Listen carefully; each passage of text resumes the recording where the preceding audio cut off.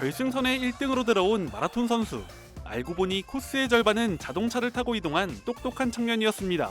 타고 오던 차가 퍼지자 남은 거리인 자기 다리로 뛰어와 우승을 연기했죠. 이어서 들어온 사람은 쥐약을 맞고 환각 상태에 빠져 좀비처럼 통과했고, 심지어 주최 측은 경기에서 생체 실험을 진행했습니다. 출전 선수 32명 중 단 14명만 통과한 완주율 43%의 마라톤. 1904년 미국 세인트루이스 올림픽에선 도대체 어떤 일이 벌어진 걸까요?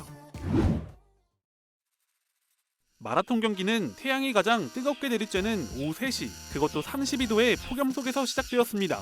선수들이 달려야 했던 40km의 코스는 비포장 흙길이었고, 교통 통제도 제대로 되지 않아 기차, 전차, 배달마차, 심지어 개를 데리고 산책 나온 사람들까지 난입해 아주 개판이었습니다. 이런 상황에서 대회 관계자들과 의사들이 탄 차량이 선수 앞뒤로 바짝붙어 달렸는데요. 비포장 도로 위 차량들이 일으킨 흙먼지는 그대로 선수들의 패로 들어갔죠. 하지만 진짜 빌런은 따로 있었습니다. 대회의 수석 조직위원장인 제임스 설리번은 의도적인 수분 부족이 인체에 미치는 영향을 연구하겠다는 미치광이 같은 명목으로 생체 실험을 기획했습니다. 그가 코스 내에 공식적으로 설치한 급수대는 19km 지점에 단 한 곳뿐이었습니다. 낮에는 벽돌공으로 일하는 흑수저 러너 프레드 로츠. 그는 경기 도중 14km 지점에서 극심한 경련과 탈진으로 경기를 포기했습니다. 이후 동행하던 차를 타고 경기장으로 향했죠. 숨어서 간 건 아니었고, 코스를 가로지르며 군중들과 다른 선수들에게 손까지 흔들면서 드라이브를 즐겼습니다. 그런데 도중에 차가 퍼져버리는데요. 그는 경기장까지 남은 8km를 뛰어가기 시작했습니다. 경쟁자인 토머스 힉스의 코치진이 그에게 경기에 방해되니 코스에서 나가라고 경고했지만 차가 고장나서 뛰어가는 거라며 계속 달렸죠. 그렇게 그는 경기장에 들어서는데 상황을 몰랐던 관중들은 열광적인 환호를 보냈습니다. 로츠는 사실을 말하는 대신 계속 뛰어 결승선 테이프를 끊었고 3시간 13분이란 기록으로 1위에 등극했습니다.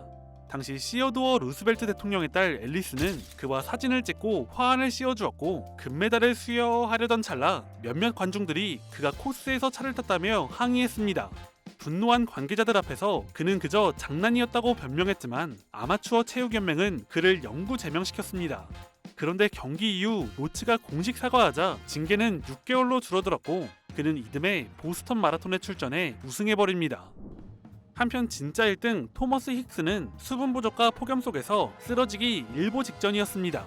그런 그에게 코치진이 건넨 비밀 무기는 시원한 물 한 모금은 아니었고, 달걀인자에 도수 높은 브랜디와 1.1mg의 쥐약을 섞은 것이었습니다.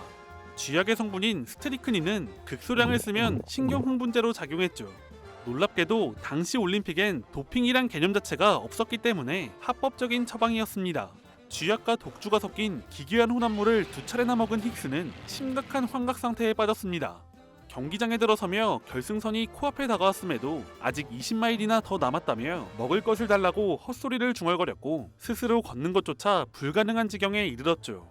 결국 의식을 잃은 힉스는 2명의 코치진에게 양팔이 번쩍 들린 채 다리만 허우적거리며 짐짝처럼 결승선을 통과했습니다.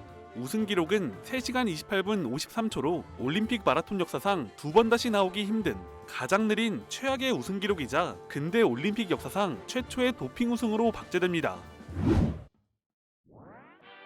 남아프리카 공화국 보어전쟁 전령 출신 흑인 러너 렌 타우냐네는 경기 도중 야생 들개무리를 만났습니다.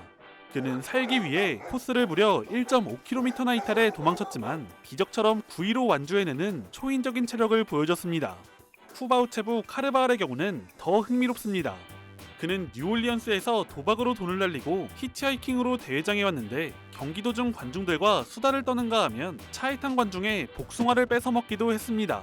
심지어 코스 옆 과수원에서 썩은 사과를 주워 먹고 위경련이 오자 길가에서 낮잠까지 잤지만 일어나서 마저 달려 무려 4등을 차지했습니다. 이 미친 생체 실험 대회의 결과는 처참했습니다.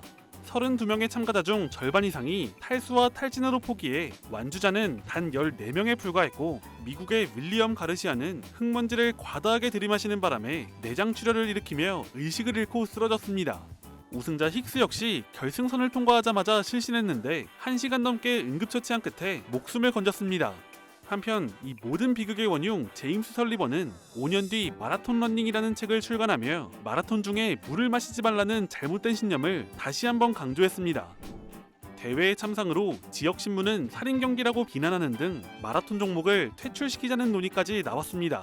다행히 종목 퇴출까지 가지는 않았지만 1908년 런던 올림픽에선 레이스 중 약물을 복용해서는 안 된다는 규정이 신설되는데 근대 올림픽 역사상 최초의 도핑 금지 규정이었습니다.